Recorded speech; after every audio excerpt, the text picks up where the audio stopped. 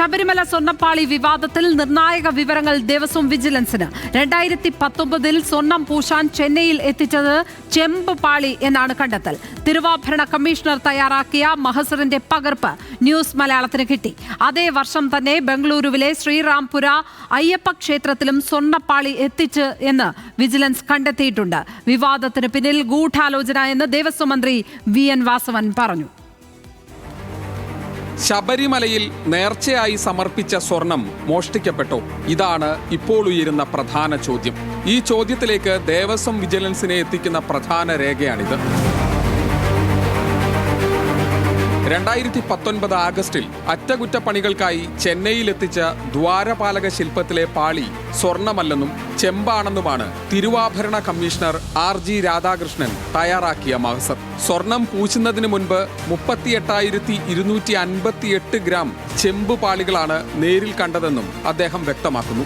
അതായത് ഈ മഹസർ 2 സാധ്യതകളാണ് തുറന്നിടുന്നത്.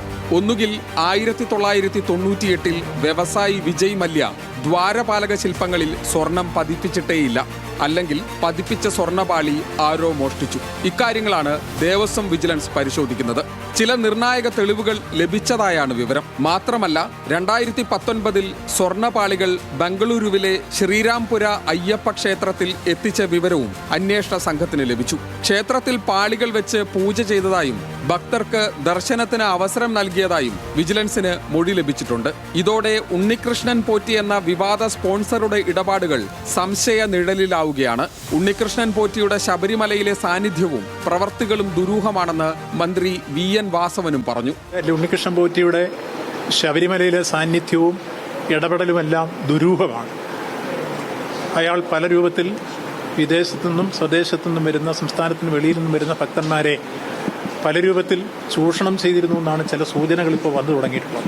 എന്നാൽ വിഷയത്തെ സർക്കാരിനെതിരായ രാഷ്ട്രീയ ആയുധമാക്കുകയാണ് പ്രതിപക്ഷം. എന്താണ് ഉണ്ണികൃഷ്ണൻ പോറ്റിയും സർക്കാരും ദേവസ്വം ബോർഡും ഒക്കെ ആയിട്ടുള്ള ബന്ധം? ആരുടെ ബിനാമിയാണ്? ഇയാളുടെ സ്പോൺസറുടെ ബന്ധുവീട്ടിൽ നിന്ന് ഇത് കണ്ടെത്തിയിട്ടും ആളെ എന്തുകൊണ്ട് പ്രതിയാക്കുന്നില്ല?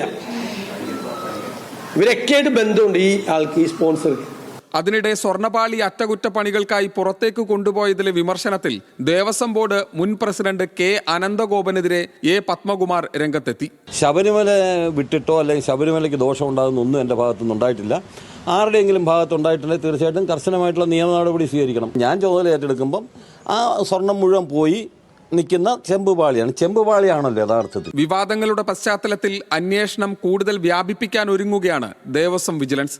ഉണ്ണികൃഷ്ണൻ പോറ്റിയെ വീണ്ടും ചോദ്യം ചെയ്യുമെന്ന് ഉദ്യോഗസ്ഥർ വ്യക്തമാക്കി. ന്യൂസ് മലയാളം, തിരുവനന്തപുരം.